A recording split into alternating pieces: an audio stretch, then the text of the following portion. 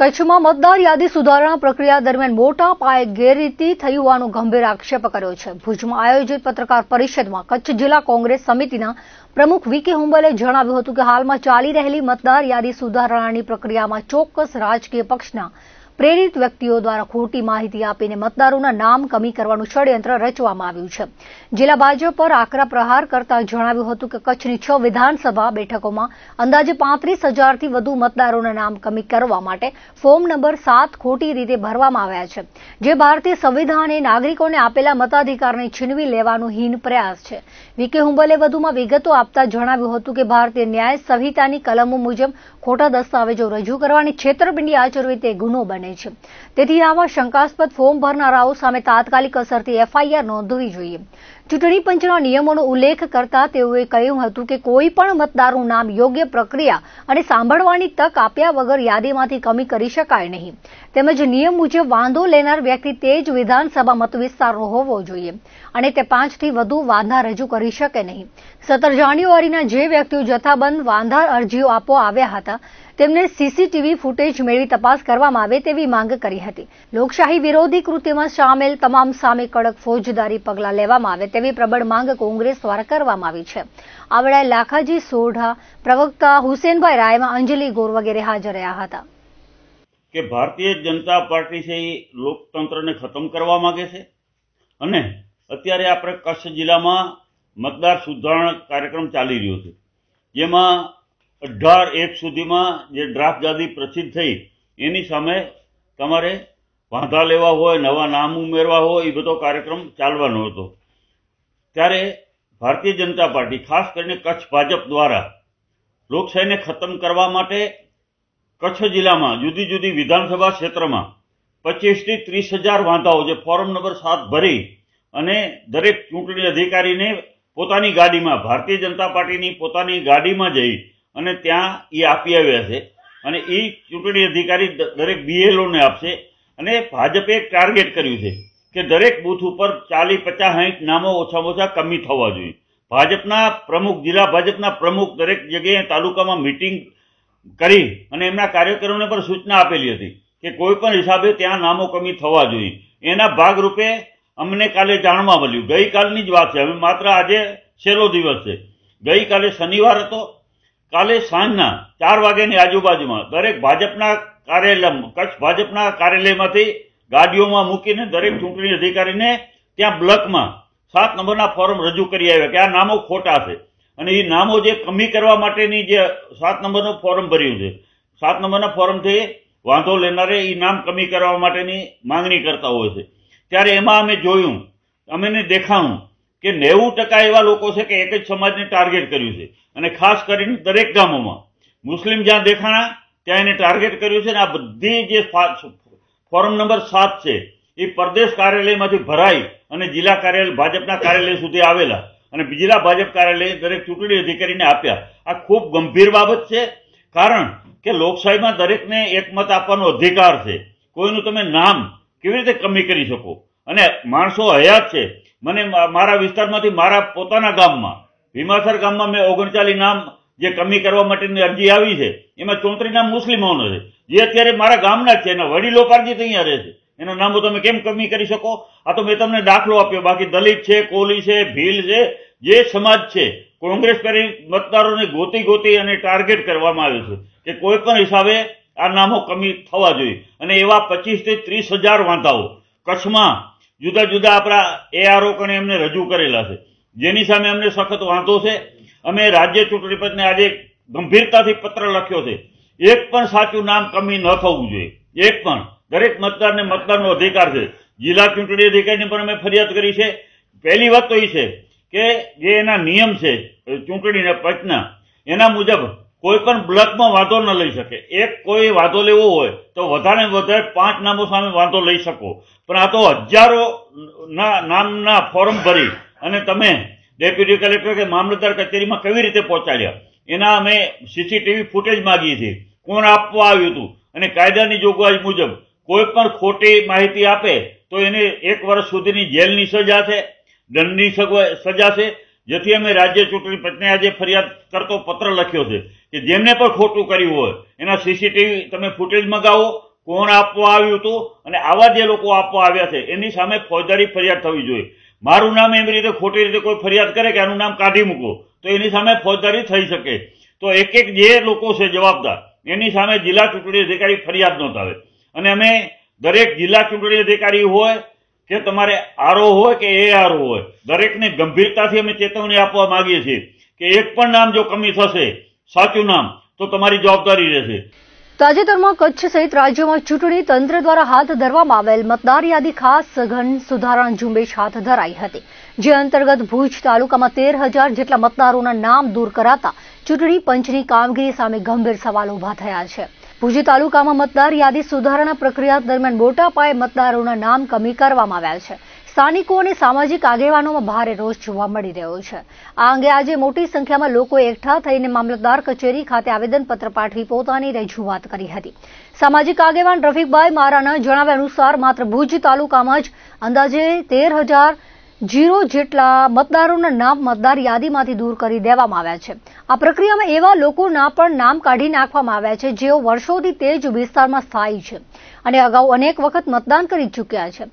આશ્ચર્યની વાત એ છે કે આ યાદીમાં નાના વરનોરા ગામના વર્તમાન સરપંચ, તેમના પત્ની તેમજ 3 જેટલા પૂર્વ સરપંચોના નામ પણ કમી કરી દેવાયા છે. સરપંચ લતીફભાઈ કાયાએ જણાવ્યું હતું કે બીએલઓ દ્વારા કરવામાં આવેલા સર્વે બાદ જે રીતે નામો દૂર કરાયા છે તે શંકાસ્પદ જણાય છે. યાદીમાં 90% મુસ્લિમ સમાજ અને 10% હિન્દુ સમાજના સક્રિય કાર્યકરો અને જાગૃત નાગરિકોને નિશાન બનાવવામાં આવ્યા હોય તેવું લાગી રહ્યું છે. એક જ બૂથમાંથી 260 જેટલા નામો કમી થતા તંત્રની કામગીરી પર સવાલો ઉઠી રહ્યા છે. મોટી સંખ્યામાં ગ્રામજનો અને આગેવાનો મામલતદારને રજૂઆત કરવા પહોંચ્યા હતા, ત્યારે લાંબા સમય સુધી મામલતદારની ગેરહાજરીને કારણે લોકોમાં વધુ રોષ ફેલાયો હતો. આગેવાનોએ આક્ષેપ કર્યો હતો કે ચૂંટણી પંચ દ્વારા સામાન્ય જનતાને હેરાન કરવામાં આવી રહ્યા છે. લોકશાહીના અધિકાર પર તરાપ મારવામાં આવી રહી છે. જો આગામી દિવસોમાં આ મામલે યોગ્ય સુધારો કરવામાં નહીં આવે અને કમી કરાયેલા નામો ફરીથી યાદીમાં સામેલ નહીં કરાય તો આવનારા સમયમાં જન આંદોલન કરવાની ચીમકી પણ આપવામાં આવી છે.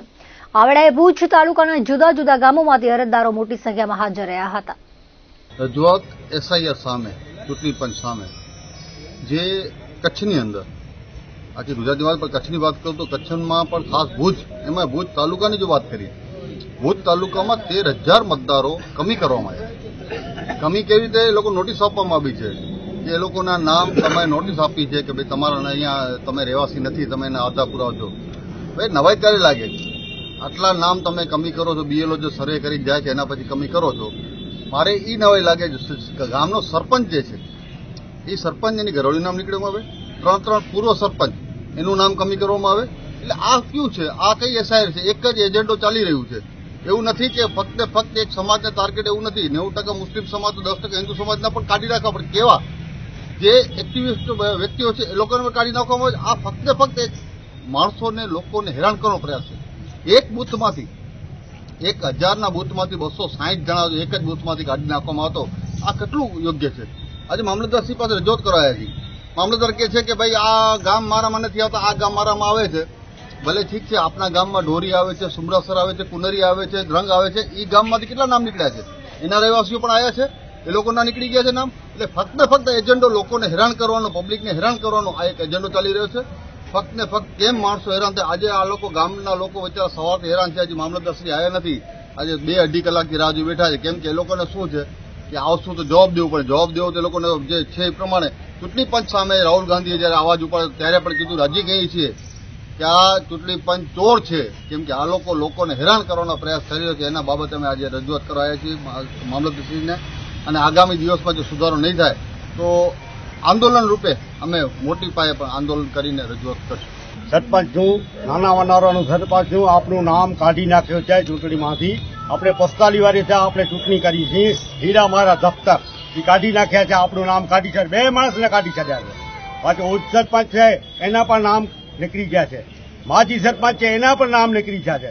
268 નામ કાઢી નાખ્યા છે. આપણી માંગ છે શું કામ નીકળ્યા છે? આપણું સબૂત છે બરાબર, આપણા ચૂંટણી કાર્ડ છે, આધાર કાર્ડ છે, ઓરેલી કેમ નીકળ્યા છે? નામ કાઢ્યા છે એ આપણે માણસ કાપે. રજૂઆત કરું છું મામલેદાર ઓફિસમાં. ભુજ મિલિટરી સ્ટેશન ખાતે બાલ્ડ ઈગલ બ્રિગેડ દ્વારા વેટરન્સ આઉટરીચ રેલીનું ભવ્ય આયોજન કરવામાં આવ્યું હતું. કચ્છના 1000થી વધુ વેટરન્સ વીર નારીઓ અને તેમના પરિવારજનોએ ઉત્સાહભેર ભાગ લીધો હતો. ભારતીય સેનાના પરંપરાગત મૂલ્યોને જાળવી રાખવાના ઉદ્દેશ્ય સાથે યોજાયેલી રેલીમાં પેન્શન, દસ્તાવેજીકરણ અને આરોગ્ય સંબંધિત સમસ્યાઓના સ્થળ પર જ નિરાકરણ માટે વિશેષ વ્યવસ્થા કરવામાં આવી હતી. કાર્યક્રમમાં રાજ્ય સૈનિક બોર્ડ, જિલ્લા કાનૂની સેવા સત્તા મંડળ, સ્પર્શ અને નમન કેન્દ્ર સહિતની વિવિધ સંસ્થાઓના અધિકારીઓએ હાજર રહીને માર્ગદર્શન પૂરું પાડ્યું હતું.